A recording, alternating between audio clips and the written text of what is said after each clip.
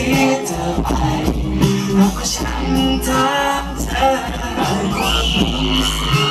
ยังจะคงอยู่อยู่ภายที่เธอเดินมาและจ้องมองตาเป็นเงินถามมากมายฉันไม่รู้และไม่แน่ใจรักไม่รักใจที่เธอต้องการมองมามันคงไม่ชัดเจนเธอกับฉันเราเป็นอะไรช่วยบอกฉันทีอยากรู้สายตาที่เธอมีให้กันหมายความว่าอะไร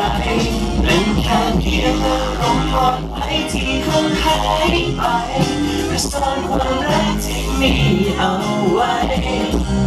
จะคิดยังไงกับฉันช่วยบอกฉันทีหากเธอต้องเอาใจของเรา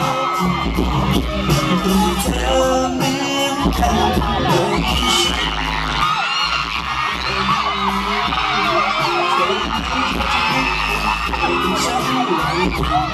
และสับสนเหลือเกินฉันไม่รู้และไม่แน่ใจรักไม่รักใจที่เธอต้องการแบบไหนมันยังคงไม่ชัดเจนเธอกับฉันเราเป็นอะไรช่วยบอกฉันทีอยากรู้สายตาที่เธอมีให้กันหมายความว่าอะไร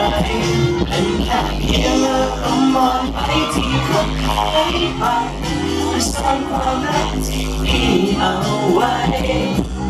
จะคิดยังไงกับฉันช่วยบอกฉันที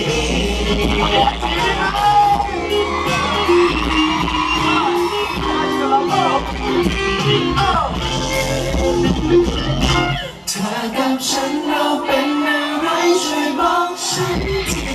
การรู้สายตาที่เธอมีให้กันหมายความว่าอะไรเป็นแค่เพียงอารมณ์อ่อนไหวที่คงหายไปและซ่อนความรักที่มีเอาไว้จะคิดยังไงกับฉันช่วยบอกฉันที